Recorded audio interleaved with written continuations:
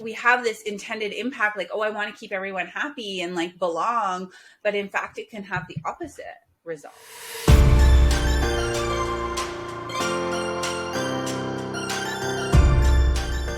A topic that's very familiar for both of us. Yes, I'm a people pleaser extraordinaire. Yeah, both of us and many others. It's so common. Yeah.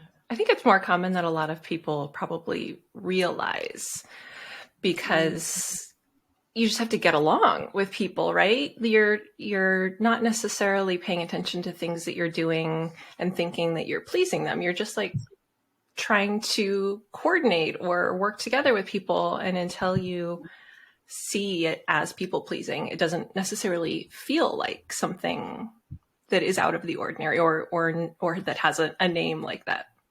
Yeah. Okay, great. So why don't we start with what pleasing is, what people pleasing is as a definition? Because you're right, it can just seem like, well, I'm just being a good person. I'm just being a nice person, and I'm figuring out how to get along with people. Why is that people pleasing? So this is a definition that I found that works for me. It's indirectly trying to gain acceptance and affection by helping, pleasing, rescuing, or flattering others. So I think that's the piece. It's trying to, you're doing it, your motivation for pleasing or helping others is that you're trying to gain, you're trying to be liked. Yeah. What do you think about that definition? What would you change or add? Well, what I wrote down as you were saying that was affection and rescuing. Those were the two words that really stood out to me. Being liked is something that I think everyone wants. Everyone wants to be liked, but it's a stronger force in some people than others. And it's definitely something that I've been like consciously aware of it since I was a child. I remember sitting in my like dentist's chair when I was a kid and wanting so badly for him to give me an A+ on my dental care, and just like this deep desire for him to like me and tell me that I was doing a good job and give me this great report card on my dental health at like 5 years old. And I remember being aware of it. So that is a presence in my life that I have known about for a really, really long time. So definitely the idea of wanting affection or wanting to be liked stood out for me. And the other one that I wrote down was rescuing, because that is definitely a tendency for me. I feel like I see people or situations where I'm like, I can help. I want to help. And I can, so I do. And so sometimes the other person didn't actually want my help, but I step in because I'm like, I can do this, I can help you. And then they're like, I didn't want any help. So yeah. Who asked? right. I didn't ask. But the other outcome is that I do help, and then I end up feeling taken advantage of, or I resent the other person because I'm doing things for them and making them happy, and it's going against what I actually want. So I'm putting all my effort into taking care of them, pleasing them, and it's to my own detriment.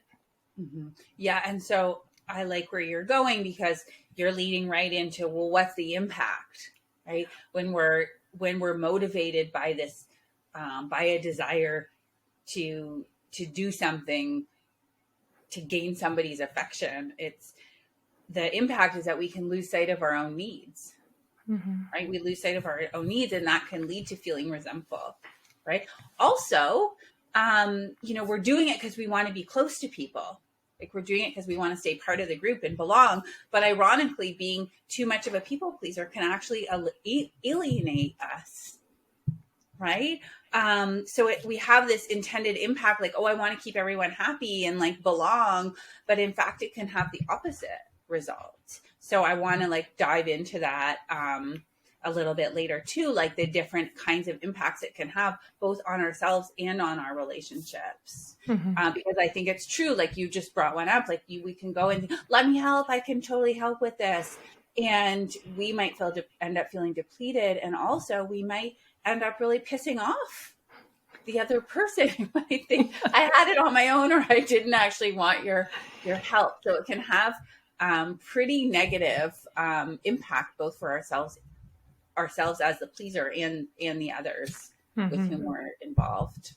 Yeah, I definitely see that in my own life. I wrote down a few manifestations of how people pleasing has shown up. We went through a couple of there for me.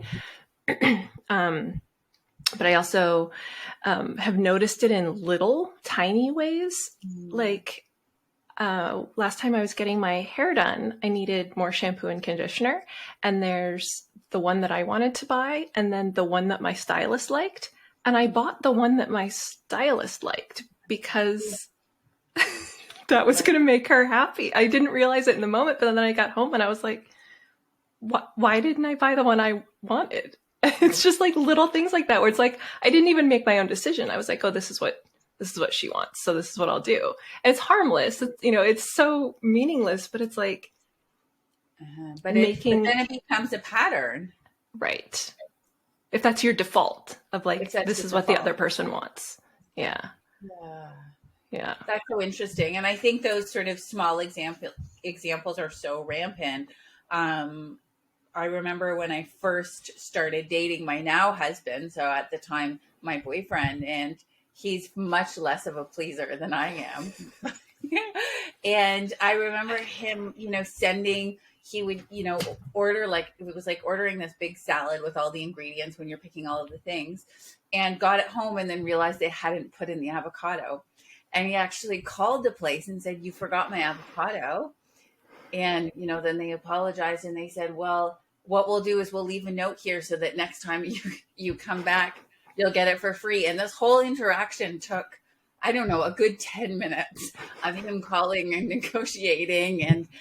And it wasn't about the money or the avocado. It was just like the principle of it. Like, why? And I remember being struck because I thought it would never even dawn on me as an option to call. I just would have brought it home and thought, oh, well, I'll just do without. It's not a big deal. Yeah. And then, and so many times in restaurants where I just wouldn't send my food back. Would have basically I'd be like, have to be getting food poisoning to sort of send it back. Yeah. I've had two very specific meals that stand out in my head that they were terrible. And the waiter repeatedly was like, "Do you want something else? Do you want to send it back?" And I'm like, literally offering it. No, yeah. And I'm still like, no, it's fine, because I didn't want the chef to know what I didn't like it, or whatever it is. Mm-hmm. But it's crazy because it's not wanting somebody else to feel bad, but that's sort of us thinking we have some kind of responsibility over how they feel. Right. And it's also dishonest. It's completely dishonest. Yeah. Yeah.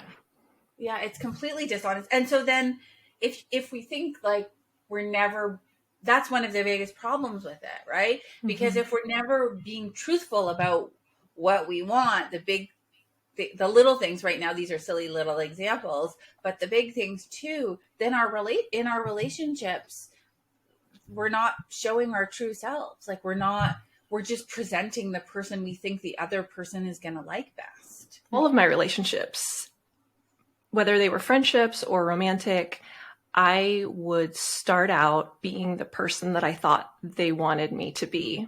I would take on their interests. I would do everything for them. I would, cook and clean and do all the things to make them happy. And a few things would happen. One, I would not be happy because I would be doing all these things that I didn't necessarily want to do. Yeah. Two, I had no identity of my own because I would just take on their interests and do what they wanted to do and go where they wanted to go. And so I never had any idea what I actually enjoyed doing or who I was. And then three, after a while, I would either resent them so much for me being in the situation that I actually created, but they were super happy to be in because I was doing everything for them. Or they would not like who I was because I wasn't being an authentic person. I was just being this, puppet that I thought that they wanted. And so none of it was authentic. None of the relationships were ever true to me and never made me happy because I wasn't being a real person. Yeah. Wow. So when did you realize that? Sort of had that. I think I didn't realize it until my current relationship, after we had been together for a long time and both did a lot of work on ourselves and on our partnership. And then it was like, oh, this is what a relationship should be. This is what it should feel like. And then looking back, I was able to say, oh, none of those were real. I never actually loved someone, and no one actually loved the real me. They loved who I was pretending to be. And it was also a big transition in my relationship with CK because I was doing that people pleasing thing where I was always helping him and he didn't want help. He wasn't asking for help. So I was always stepping in and like, I'll take care of this for you. I'll take care of this for you. And he was like, stop. You're not actually helping. I don't want what you're doing. And our relationship actually got way better when I just like removed myself from whatever situations I was trying to help with and just let him be an autonomous adult who can handle things on his own. And if he needs help, he can ask for it. Yeah. Wow. So it's such a good, such a good example, and it's so relatable, and I resonate with that, and I can think of so many instances in my own personal life and in work, especially when I was in organizations where I fell into that pattern of just wanting to please others and not ever what's the word I'm looking for, like stir the waters. I just always wanted to have smooth sailing and keep the peace, and how that actually was to my detriment. But I want to pull it back and think, so, we're both self-aware and fairly, we're smart and aware, and yet we both fell into this and can fall into this, and it's so common. So let's talk about where this desire comes from to sort of please others, because it is so common. So the first, I have a comment and then I want to hear what you think. The first point I want to make about that is that it comes from a good place, right? It actually is based on a strength, one of our great strengths, which is being empathic and being tuned into the needs of others and loving connecting with others. So I think it can come from a really good place of connection and love and empathy. And then the problem is, left unchecked, left without boundaries, it can start to wreak havoc. But to first know it's not a bad thing. It's not a weakness per se. It comes from a great, beautiful strength, left unchecked.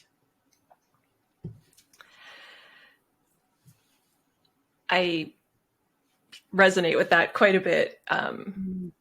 I have the ability to meet someone or even just walk in a room and immediately know the mood, the vibe, what people want, what they will respond to. Like I can be a chameleon like that.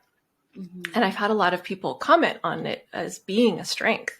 I had an employee once tell me that he thought that I would be comfortable talking to anyone from 8 to 80. Like he's like, you can just slip in and immediately have a conversation with anyone. And it is a strength. It has benefited me in myriad ways, personal and work.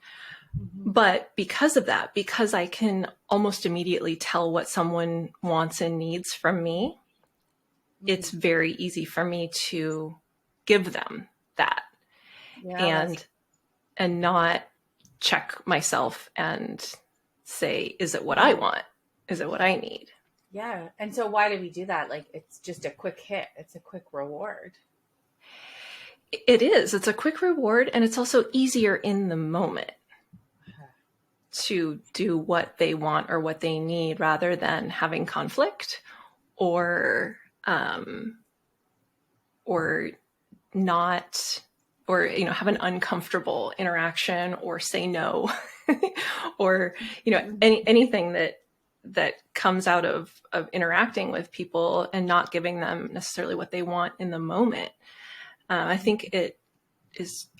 I would be interested to find out if this is a stronger tendency for women than it is for men. I think that we are conditioned to please and care for and make people comfortable and kind of be the person in the room that is making sure that everyone's getting what they want. Whereas men may be less conditioned to have that role in society. So I think that I would go out on a limb and say that it probably is a greater tendency for women. So that may be somewhere that it does stem from, is that kind of conditioning in society. Yeah, 100%. I mean, for people who are socialized as women, I mean, we are taught in most societies anyways, to make people comfortable above all else. And we're rewarded for that. I certainly took that on, just like you remember being at the dentist as a little girl and wanting to please your dentist by, flossing your teeth, right? I remember as a young girl, wanting to please both of my parents, and they had their own stuff going on and separating, and I felt a huge responsibility for wanting to make them each happy when I was with them. That now as an adult working with the therapist, I can sort of unpack that a little bit more. But I see, now I can look back and just see, oh yeah, I was just such a little girl, so young, and I took that upon myself, wanting to please them and also wanting to please my teachers. I never would pick a fight. Whenever there was any sort of argument going on with anyone in the schoolyard or in the class, I would feel deeply uncomfortable and unsettled and scared. Even though objectively I wasn't in danger, I would have a feeling of fear because it was so uncomfortable for me to witness conflict. And I just so desperately wanted to put an end to it. And like, had I been born a little boy, I don't know. If I had been, socialized as a boy, if I would have developed different coping mechanisms. I'm not certain, but I know that the one that I really gravitated to when I was little and has certainly stayed with me. I mean, now I can work with it and I have so much more awareness of it, but it is that pleasing. Right. So I agree completely. I mean, and certainly I work with both men and women in my coaching practice, and plenty of men with whom I work also have the pleasing tendency. It's not exclusive to women, though I concur with you. In my experience and in, the reading that I've done as well. So not only my own experience in my practice, but the reading that I've done, the research that I've done on this topic, it is very prevalent for women to want to please others and make others comfortable above all else because we're rewarded for that. Societally, we are, and we're certainly not rewarded for, challenging the status quo. It also feels safer. Yes. It feels safer to make people happy than to potentially have conflict or to make them unhappy and then deal with those repercussions. Like, it's easier to put your own needs and wants aside and deal with yourself being unhappy than it is to deal with someone else being unhappy. In the short run. Right. Yeah. Mm-hmm. In the short run. Yeah. Wow. So then what happens? So in the short run, it can feel easier to put our own needs, and then we get used to it, right? We're like, oh, I know how to do this. Oh, it's not a big deal for me. I'm easygoing. I've said that a lot in the past. because I am. I'm like very, so I'm like, it's fine. You guys can decide because I'm super easy. So Mm-hmm. I'll just be able to cope instead of thinking, why? You can learn how to cope too. That's funny because as you're saying that, I'm remembering that last night I had a dream that I was with people and we were going to see an air show. And I had a specific plan that I wanted to have the day go by. And they knew the plan. I had told them this is what I want. And they were like intentionally doing exactly the opposite of what I wanted. And so it's really funny that we're having this conversation and talking about like not asking for what you want or not doing what you want because you want to please other people. And like last night I had this exact dream and I remember in the dream thinking like, this doesn't feel right. I actually had one moment where I was like, I don't feel safe because of one of the decisions that they made. So it's like my subconscious pulling out this people pleasing. It's really funny. And so in the dream, what did you do? Did you remember if you advocated for your own desires? I think I tried, but I didn't successfully remove myself from the situation. I just remember thinking like, this isn't what I want. This isn't what I asked for, but not actually being able to do anything about it. Whoa. Yeah. It's funny. It's so funny. So earlier you mentioned work and how it has manifested for you there. I have a lot of thoughts on that. Do you want to talk about how it's come up for you in work? Yeah, I mean, going back to a previous chapter in my life when I wasn't self-employed, when I was working as project manager and events manager and worked in a lot of big organizations, I didn't realize that it was pleasing at the time. It was fear sort of married with people pleasing in one big uncomfortable sort of sandwich that I was having. It was that sitting in meetings, I would often think, oh, well, I don't know as much as these folks. I haven't been in the sector for as long as they have. And I should just listen to them and then sort of agree and then help build their ideas up. Versus saying, yes, anding, oh, that's true. And because I did have other ideas, right? So it's not to take over, not saying that I should have taken over. I still should have listened to their expertise and made my own contributions. And when I didn't understand something, ask for more clarification without thinking that meant something about me. Yeah. Right. So at the time, I think that I would have rationalized it to myself as I was being respectful. Mm. But I realized that there was a pleasing, this kind of making myself smaller, and really being like a champion from behind only, right? Only that was like my exclusive role that I gave myself because I didn't realize it was up to me to show up in other ways and ask for other opportunities to speak, share, contribute, learn. I didn't realize that was really manifesting like this pleasing, another manifestation of this pleasing tendency. Interesting. Because I thought that was my place. The supportive role. Yes. I thought it was my place to make to listen to their ideas and make their ideas great and kind of, just be a support person. For me, it has manifested in taking on projects that I maybe don't want to take on or volunteering to do everything. So when I was also in an in-house role before I was working for myself, if there was a project, I would volunteer to do it. And part of that sounds great because I learned a lot of things and I got a lot of opportunities to try and do different things. Mm-hmm. But looking back, I know that a lot of it was no one else is going to do it. And if I do it, it'll make my boss happy. even if I don't actually want to do it, I'm not interested in it, I don't want to learn whatever it is, or I know that it's a terrible project, Mm-hmm. I'll be the one that volunteers because no one else is going to do it. Yeah, and that's still so prevalent for so many, particularly women. Again, we're getting back to that women end up taking on those extra projects, driving the committees, driving the volunteer programs and projects, doing that sort of extra above and beyond work because we want to help, Mm-hmm. aka please, aka be liked. Yeah. Yeah. And so what impact did that have on you when you were doing that in-house role?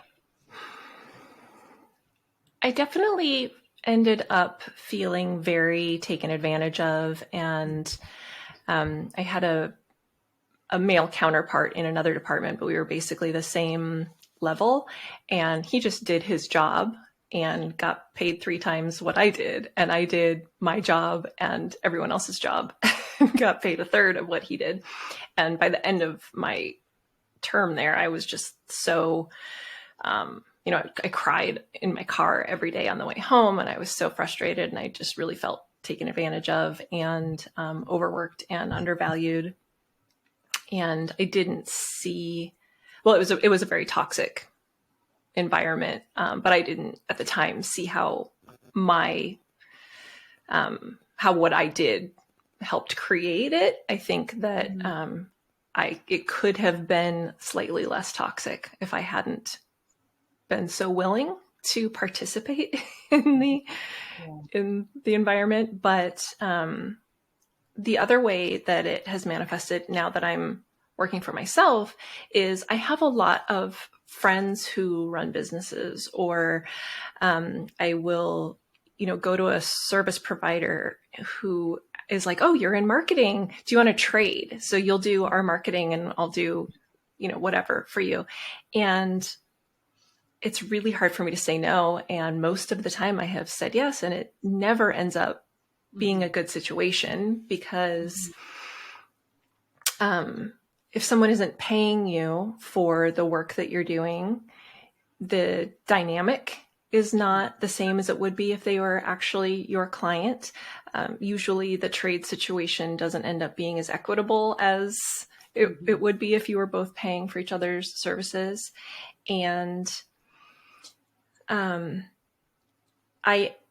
end up devaluing the work that I'm doing because I want to help this person that I now know on more of a personal basis. And it always ends up being a relationship that I can't do my best work for them and they don't get their best results because of the relationship. But I want to help. So it's really hard when they ask to say no.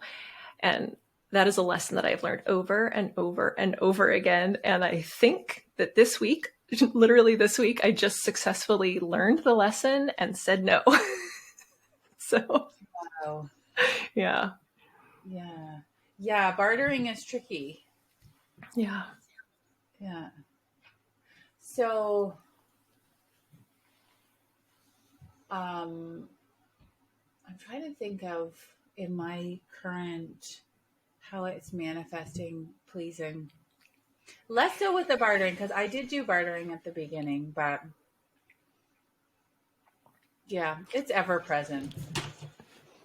Do you ever find that you have that tendency in a relationship with your clients, or do you find that being in the coach role and kind of having that hierarchy helps you have better boundaries and be more in control of that tendency?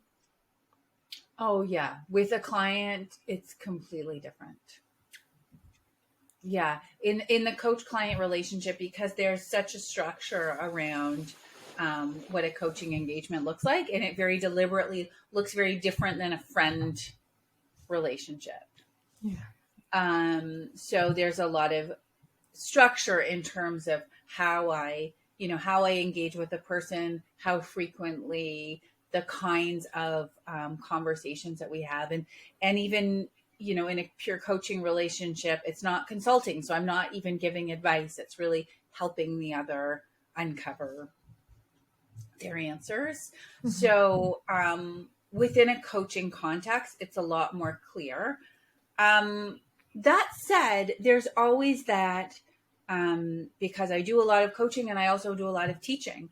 So within even the container of a classroom, if I'm working with a group of adults for 6 weeks or 12 weeks, you're getting to know each other. So there, you have, yes, I do have to maintain, okay, well, this is the role, this is the relationship, and sort of manage those boundaries. Yeah. For sure. I'm wondering if you have had this same experience that I have become very aware of over the last couple of years, which is that I will be a people pleaser with someone as long as I respect them or, have a positive feeling for them. But as soon as I think that as soon as I don't respect them anymore, or like if in the case of a teacher, which I had recently over the last couple of years, when I first started going to his class, I was very much a people pleaser and I was constantly trying to get his approval. And then over the course of a couple of years of taking his classes, I really lost respect for him and did not like how he taught his classes and just really had a negative experience. And I realized the switch flipped and I did not care what he thought and had no interest in pleasing him whatsoever because I didn't respect him as a teacher anymore. Mm-hmm. Have you had that experience? I'm trying to think, like, what's coming up for me is like almost like the motivation of wanting to please someone else, because it's like, because sometimes it can still be good to want to make someone happy, right? So it's, what do we want in return? So if we're just like wanting to please, like if you just wanted to please the teacher because you thought they were wonderful and like you wanted to make their day better and you wanted nothing back in return, it wasn't like because this kind of pleasing that we're talking about is really like losing sight of your own needs for the sake of getting someone's approval. But if you're just like literally pleasing out of the joy and love of your heart and you don't want anything back, that's like a different energetic thing. So it's like, if we're going into this, situation with, a teacher or a mentor or anyone where we're like, oh, I'm going to do all this extra nice stuff for them. It's not even really nice. It's just like, I'm going to do stuff because I want them to like me. Then there's that condition versus like, I just want to do this because I feel called to do it because it makes me happy to do this for them. Oh, I definitely was doing it to get approval and to be a straight A student and to be, called out as the most brilliant student in the class. To get a gold star. So maybe it was actually a gift when you sort of happened to lose respect for this teacher, because then you were able to see what you were doing yourself. It was, yeah. Right? And then you can use your goodwill for like a situation that's, you're not doing it to like win someone's praises. You're just doing it because it feels good to give, because you want to. Yeah.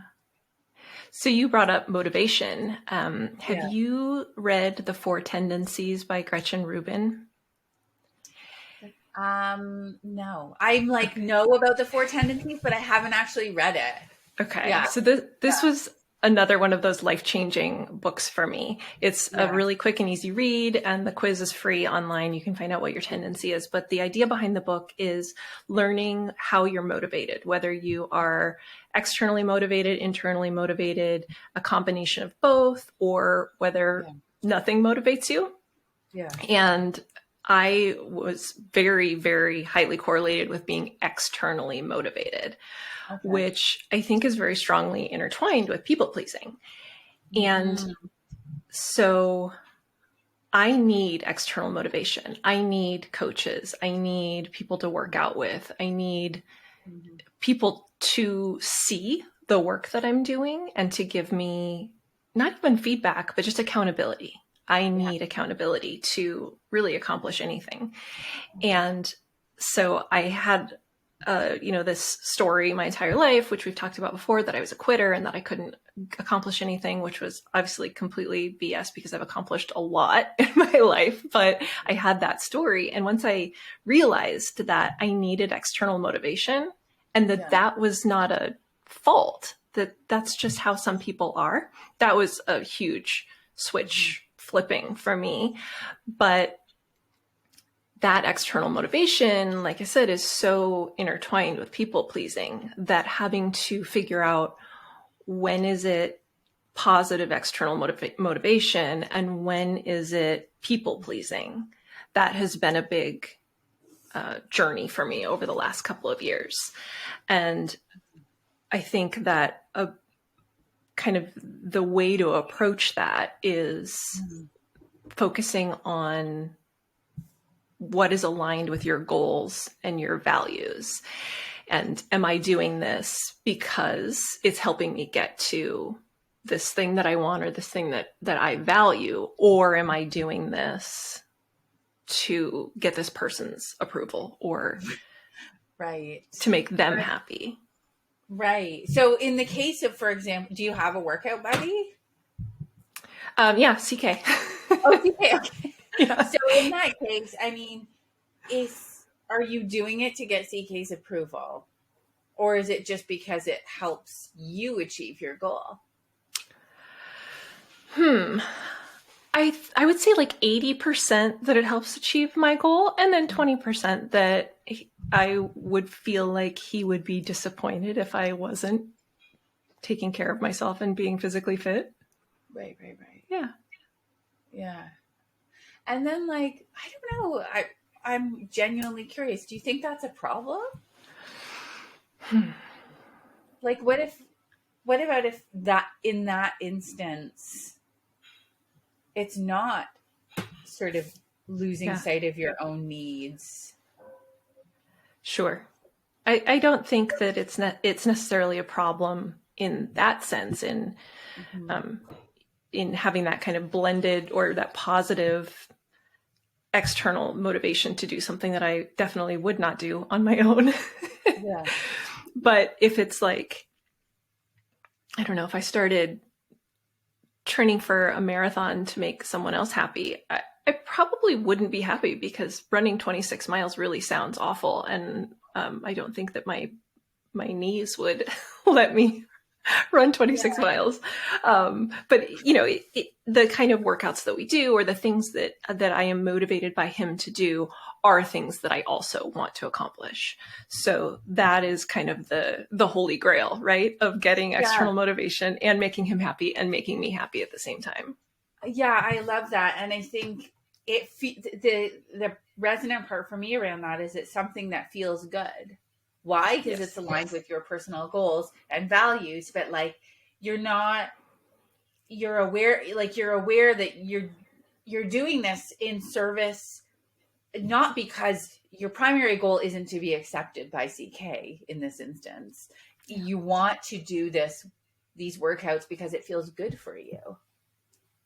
Right? And then he's sort of helping facilitate that. So I think it's not because you have this a personal agenda, like I have to do this so that he'll like me. Yeah. Though it's an extra motivation sort of to have him there. Mm-hmm. Yeah. So you mentioned awareness there briefly, and I think that is, as with everything, I know I sound like a broken record, but every one of these things that we bring up, awareness is the first step to dealing with it, seeing how it shows up in your life, mitigating it if you need to, identifying if it's a problem or not, like we were just talking about. Awareness is the first step to changing anything and everything. Anything. Yeah. Anything. You can't skip that step. Yes. So just, thinking about it and thinking about how has people pleasing come up in my life? If it has, I don't think that anyone's immune to it, but just, paying attention to when does it come up? When am I doing things that maybe don't feel authentic, don't feel good, don't feel like they're achieving my goals? When am I doing things purely to make other people happy or to make them like me or to get approval or rescue them or help when they're not asking for help or I don't actually want to give it. All of those manifestations that we talked about earlier, just really paying attention to when that comes up for you and if it's a problem. Yeah. Yeah, 100%. And so, how do we do that, right? How do we raise our awareness of ourselves and in our habits and behaviors? The first step is really spending time regularly to check in with what our values are and what we want and what our vision is for our life in this moment and for the next chapter, right? And then, so having that big vision, and then also the awareness of self every day, right? And I love what you were saying, like noticing like the subtle shift in energy, like, oh, that felt really good when I was, at that meeting with those people earlier today, or when I was, chit chatting on the walk going to the park with so and so. That I felt really good. What was it about that? Who was I being in that moment? Like after that conversation, I just sort of felt off, right? Like there was like a subtle energy shift. What happened? So just noticing the times in the day when you feel like empowered and whole and like yourself. Mm-hmm. It's not even necessarily like you're being celebrated and honored. You just feel like, oh, wow, that felt like a great moment. I felt really good versus feeling off, right? And then noticing like, well, was I being myself in the moment? How so? What did that look and feel like? Because it can be a little bit nebulous, like know yourself and know when you're pleasing others. So I think, really committing to, which is, so important, so important, committing to a regular practice to keep in touch, to stay in touch with what you want and what your vision for your life is, and then to stay in touch with yourself and how you're feeling and in the different moments of your day to notice what's going on and how your energy is impacted by different environments, different situations, other people, how you're responding to them, and then start noticing and then pulling out the themes. Because you're right, it's not so obvious always when we're pleasing or when we're doing anything. It's not, our brain isn't like, oh, I'm going to go into people pleaser mode, right? It's like we don't really know. We just might know after, like, that kind of felt weird. Why? Yeah. And it is usually a pattern that you can look back and realize, oh, I always feel like this after I do X. And if that is a pattern that you can tease out, it may not always be the same situation. It may not be always be a work thing or a friend thing or a romantic partner thing, but you can always go like, ooh, this always, like, I know this feeling, and it always happens after I have this sort of interaction, and you can kind of start to build up the awareness of that pattern and then start to tease out, like, what is it that I'm doing that's creating that? Mm-hmm. But it's also going back to what you were saying about like being in your day to day and really feeling your energetic shifts. It's really about kind of coming out of autopilot. We live so much of our lives, we're in a time crunch. It's chaotic. There's so much to do. And you're just kind of rushing around and you're doing one thing and running to the next and shooting off an email and quick conversation. And you really get in autopilot and aren't slowing down, taking a breath and like, how am I feeling right now? Mm-hmm. Is this the situation that I want to be in? Do I want to say yes to this? Do I want to say no to this? Mm-hmm. And really getting back into your body and getting out of autopilot, really being more mindful of how you're feeling and how you're communicating. Mm-hmm. Yes, so much yes.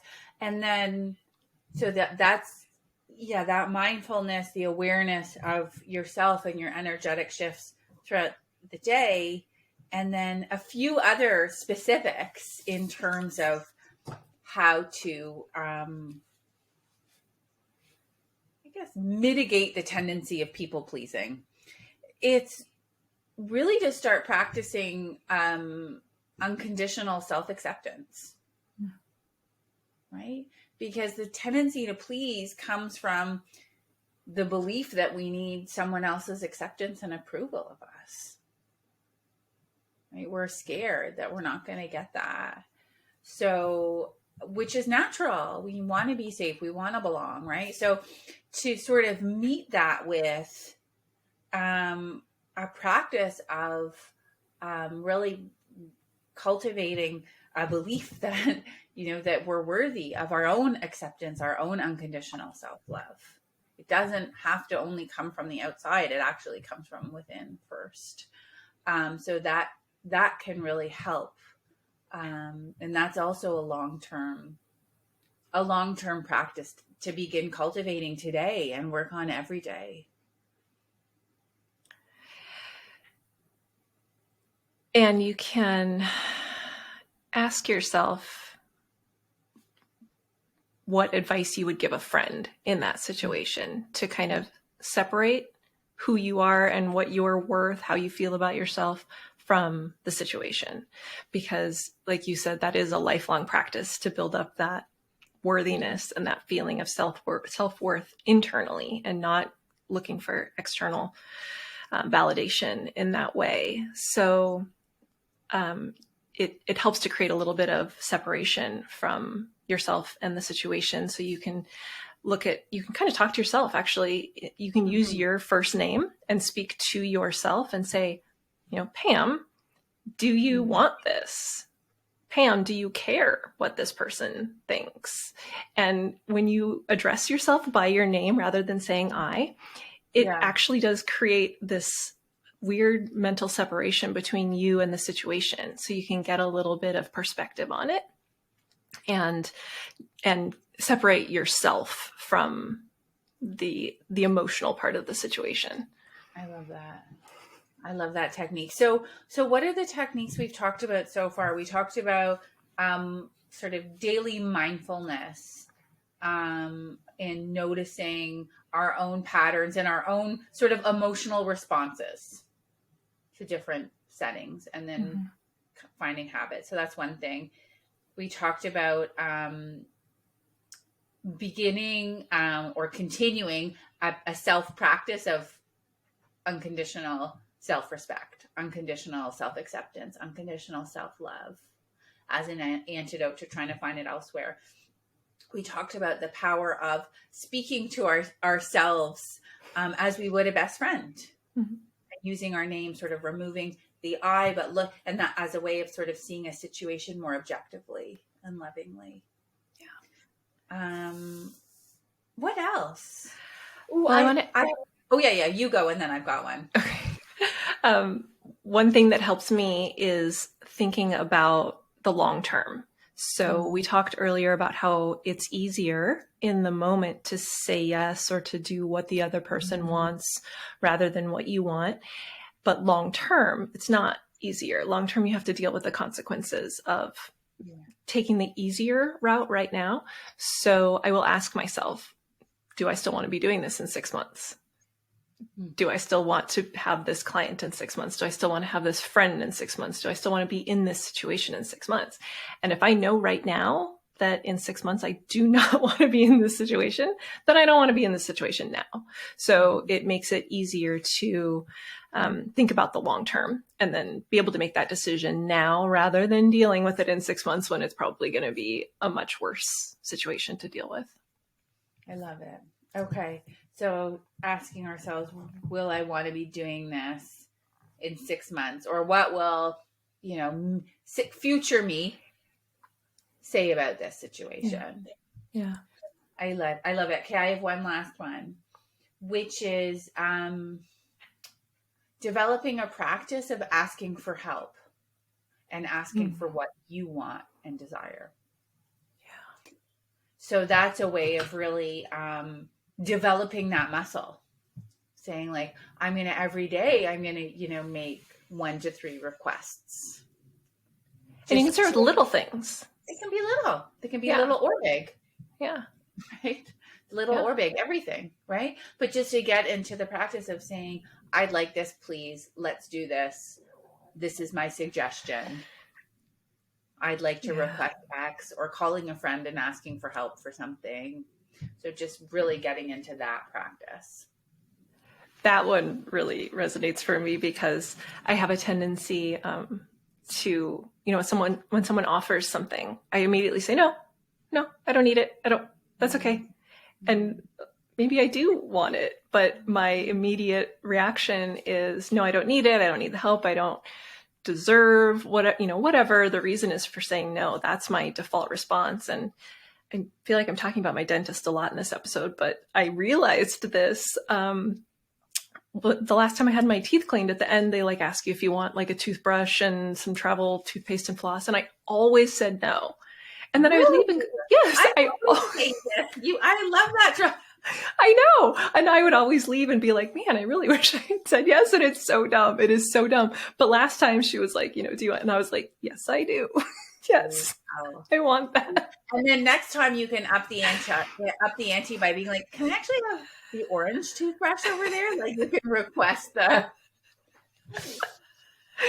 Oh, that's so silly.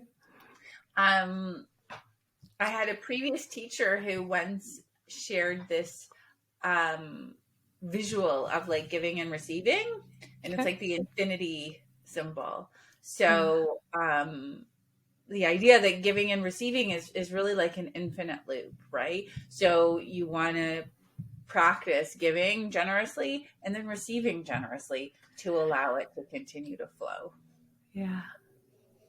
I often remember that as a reminder that you're allowed to receive. Not only are you allowed to, but giving and receiving is what makes society work. It's what makes people collaborate. It's what makes groups happy. It's not one person giving everything. Yes, we're supposed to. Yeah. Well, and that brings up the last things that I had on my list in all caps, which is boundaries and saying no. Stop it. Practicing. I want to show you the last thing I have in all caps. Too funny. Boundaries. But I don't have any notes under it, so you go. Well, it's the same principle as what you were just saying about practicing asking for what you want. You also have to practice setting boundaries, and it has to be something daily. You can't just one day wake up and be like, I magically have all these boundaries. You have to have baby steps and practice saying no and practice setting your boundary and testing out what your boundaries are, because you may set a boundary and then go, oh, actually that doesn't feel good either. So this is what my boundary is. And really let it be a practice in finding what feels good for you and finding what you're comfortable with. But you have to practice standing up for yourself. You have to practice saying no when you want to say no. You have to practice setting those limits and just doing what feels good for you, even if it may not be what you think other people want, or is even maybe what you think is acceptable. Yeah. And I love, that you were emphasizing the word practice, because all of these 5 or 6 or 7 suggestions that we sort of are ending off with right now involve practice. It's not like I'm horrible at setting boundaries, or I'm horrible at noticing my, my energetic shifts during the day, or I'm not good at giving myself unconditional self-acceptance. I'm always hard on myself. It's you have to practice it. Nobody's born good at it, right? Mm-hmm. Our society, we live in a, highly judgmental society where our worth is measured by our productivity and so many other standards that are complete baloney, but we're part of this world. So we've absorbed that, right? So it really is a practice to say, no, I'm intentionally going to be in touch with myself, my own needs. I'm going to advocate for my boundaries. I'm going to practice asking for help. It's all available to us, and it's not going to feel easy at first for those particular techniques that we have less practice with. Might feel super uncomfortable at first, and with time it gets easier and easier and feels more comfortable and more natural. Yeah. I'm just remembering one of the most ridiculous manifestations of people pleasing for me. CK and I went to a few sessions of couples therapy years ago before we dealt with his anxiety. And I literally went into this therapy thinking, I want to win therapy. I want to be the best patient she has ever had. I want her to tell me there's nothing wrong with me and give me, an A+. So I was going to get help, but then actively working against getting the help because I wanted her to like me and just tell me that I was so great. There's some of your hyperachiever in there too. Yeah, there definitely is.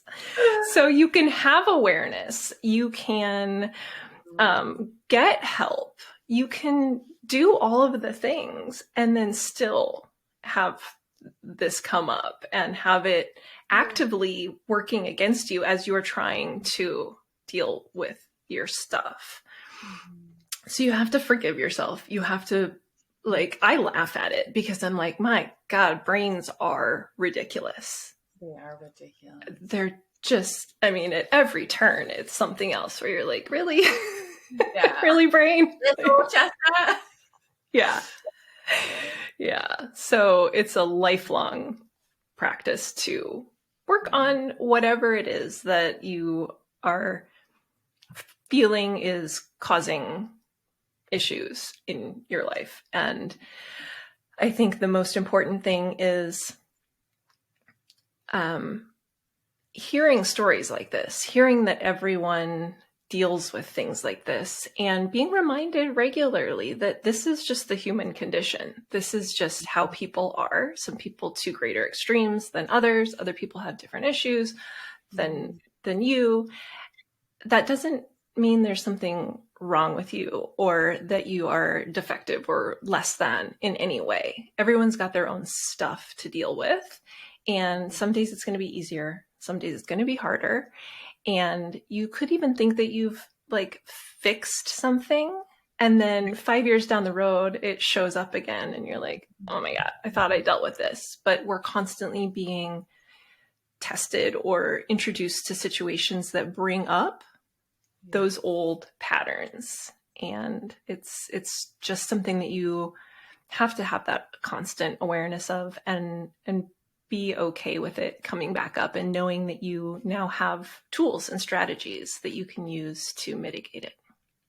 Yes, so much. Yes. It's, as you said, it's not a deficiency. After all, it comes from our wonderful, great strength, right? Of being able to connect with others. Yeah. And listen, practice makes progress. That's it. Yeah, practice makes progress. And I think the best motivation is trying something out and seeing results, even small results, noticing. With some of my clients, they'll create a spreadsheet, for example, trying to have more boundaries. Advocating for more boundaries, especially if they're in a workplace where many requests are being made to join extra committees and sit in on extra projects and take leadership roles. So, tracking. This request was made of me and I said no, and this is how I felt. It felt like really shitty. I felt scared or I felt empowered, whatever the feeling is, right? Mm-hmm. And then what's the impact? Oh, ultimately I saved 5 hours. I saved 10 hours. I saved 30 hours of my life. Freed up time to do X, Y, and Z. So really tracking, then you can really see the results. That's a huge motivation and a huge way to kind of, I guess, crystallize what does practice mean?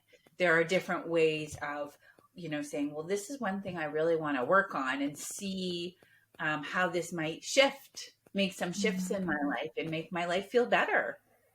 Right? Make my life feel better. So pick one or two and then find a way to sort of commit to tracking it and then just notice the small and big shifts that it has in your life. Yeah. Because ultimately that is the goal, is to make your life feel a little bit better. A little bit easier. A little bit easier. Yeah.